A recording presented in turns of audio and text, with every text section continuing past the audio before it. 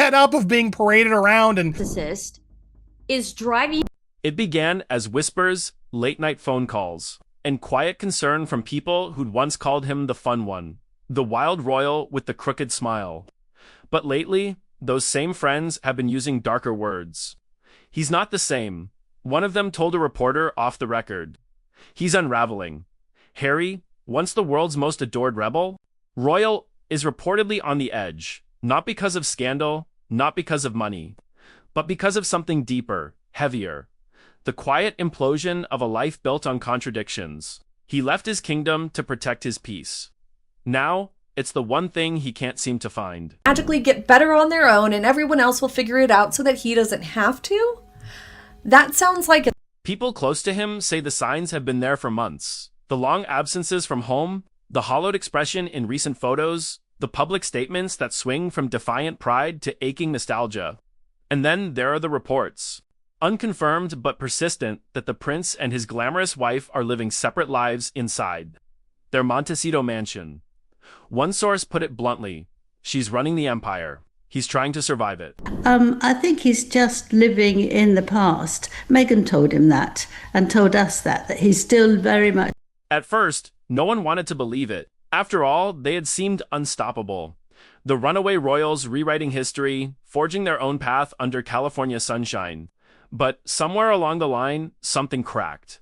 He began missing his old friends. The laughter, the banter, the chaos of palace life, the very thing he once swore he'd escaped forever. Now, those same friends are watching from across the ocean with growing alarm.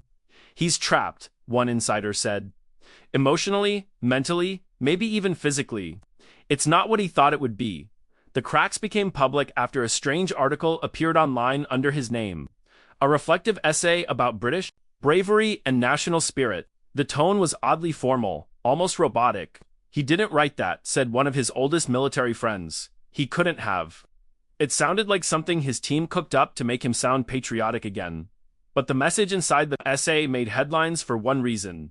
The prince seemed to suggest he missed home, that he still felt British through and through. It was a startling shift for someone who had spent the last few years criticizing the system that raised him. Social media went wild. Was this a peace offering to his family? A coded cry for help? Or something else entirely? For many, it felt like déjà vu, another emotional plot twist. In a saga that never seems to end, but for those who know him best, it was more than that. It was a warning. He's trying to signal something. One friend claimed. He's tired. He's lost, and he doesn't know who he is anymore. Behind the glossy photos and tightly managed appearances, insiders describe a man torn between two worlds, the duty-driven prince he once was and the restless exile he's become.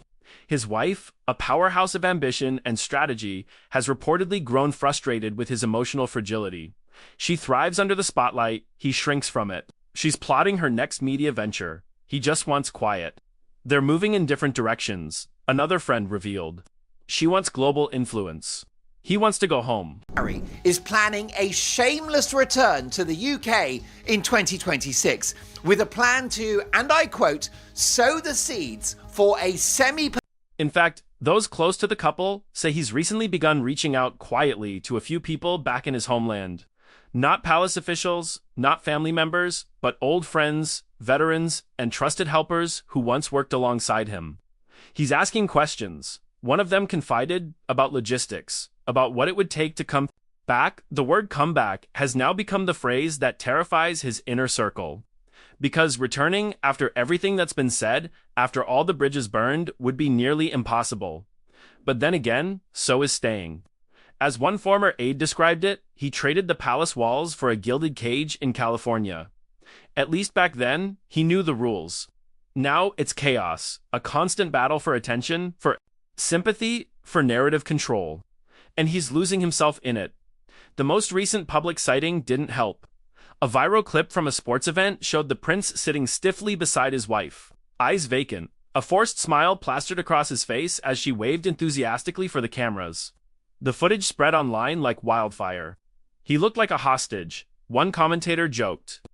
But behind the sarcasm, the comments struck a nerve because that's exactly how many perceived it. a man trapped in a life that was supposed to set him free.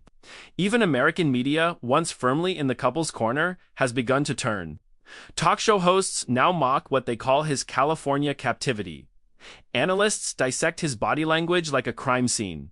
Every blink, every sigh becomes a new headline. And through it all, he remains silent or perhaps muzzled. Added, Harry wants to go back to the UK so bad, it's scary. He's on the verge. He doesn't have control anymore, said a Hollywood insider familiar with their PR dealings. Every word he says goes through 3 layers of approval. Every public move is planned. It's not a partnership anymore. It's management. Meanwhile, reports of tension between the couple have begun leaking from inside the Montecito bubble. They rarely attend events together unless it's for optics. He's seen spending more time in the guest house or traveling alone under the guise of charity work. He's not okay, another source admitted. He's exhausted, and he's realizing that leaving the royal family didn't fix what was broken inside him. It just gave him new problems to drown in. It's a cruel irony. The man who once said he escaped for his mental health now finds himself in a psychological tailspin.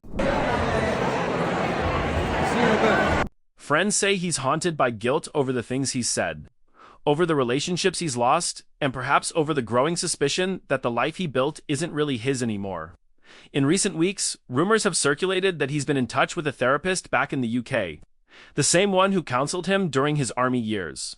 He's also been spotted without his wedding ring in several public appearances. Though his team dismisses it as coincidence, the tabloids, of course, are feasting. Words like collapse, meltdown, and separation are splashed across front pages. But behind the headlines, the truth might be far more human and far sadder. Because what happens when the man who gave up everything for love realizes that love alone can't save him? When the prince who traded duty for freedom finds that freedom comes with a price too high to pay. For all the noise, for all the controversy, those who knew him as just Harry say one thing hasn't changed: his heart. He's still that boy who walked behind his mother's coffin, who carried her ghosts, who just wanted to be seen for who he was, not the symbol he was born to be. But now, as one old friend whispered, he's disappearing again. This time, not into the army or the palace, but into himself. And that's what terrifies them most, because if he truly breaks this time, there may be no coming back. The whispers had turned into headlines. By dawn, the words "Prince on the Brink" were trending across every major platform. Tabloids in the UK ran with it first. Then the American outlets picked it up, splashing photos of him looking drained, eyes clouded, beside his glowing, camera-ready wife. The contrast was stark and brutal. One headline read, "The smile that hides a breakdown." Another, even harsher, "Harry's lost his way, and Meghan's already moving on." At first, his team tried to contain the story. Anonymous sources told People magazine he was in great spirits and focused on his humanitarian work. But the tone felt forced. Insiders knew the truth. His close friends had begun quietly stepping in, not as spokespeople, but as protectors. See, just as the court decision is. One of them, an old military buddy, broke the royal code of silence and told a trusted reporter he's not well. He's overworked, overwhelmed, and isolated. He misses being around people who don't expect anything from him. That one statement ignited a firestorm. Because for the first time, someone from his inner circle wasn't blaming the media, the palace, or the pressure of fame. They were blaming the life he chose, or perhaps the person who helped him choose it, and that's when things got personal. Podcasts started buzzing with theories. Was Meghan the driving force behind his unraveling? Had she pushed him too far? Was the prince finally regretting leaving the family that defined him?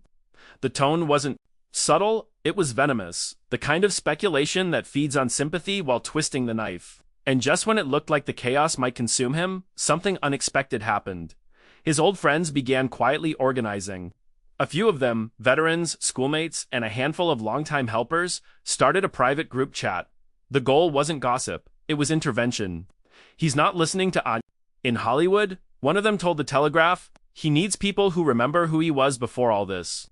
We're worried he's not going to make it through another year of this circus." One of them, a former comrade from his military days, even flew to California under the guise of attending a charity gala. But his real mission? according to sources, was to check on Harry personally. He looked broken. The friend later said he kept saying he wanted normalcy, but every time he tried to talk about going home, she'd change the subject. By she, of course, he meant Meghan. Been inundated with offers for movies over the 8 years since she retired from showbiz. That same week, The Times reported that the couple had been living parallel lives, separate offices, separate PR teams, even separate social circles. The article claimed Meghan was quietly pivoting to rebrand herself as a solo powerhouse. Meetings with major executives, fashion insiders, and political consultants. A new identity was forming, a brand without him. Her team didn't deny it. Instead, Meghan made her move. Late one evening, she posted a polished video on her official lifestyle platform, soft lighting, gentle piano, the tone poised between vulnerability and control. In it, she spoke about empathy, misunderstanding, and finding strength amid chaos. Not once did she mention her husband. Not once did she deny the rumors. But her closing words were unmistakable. Sometimes people mistake silence for weakness, but silence is power. The kind that protects you while the world decides what it believes. It was elegant, calculated, and devastating.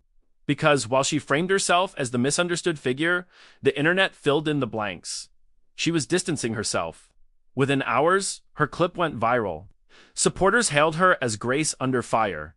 Critics saw it as cold, even manipulative. One viral tweet summed it up, ...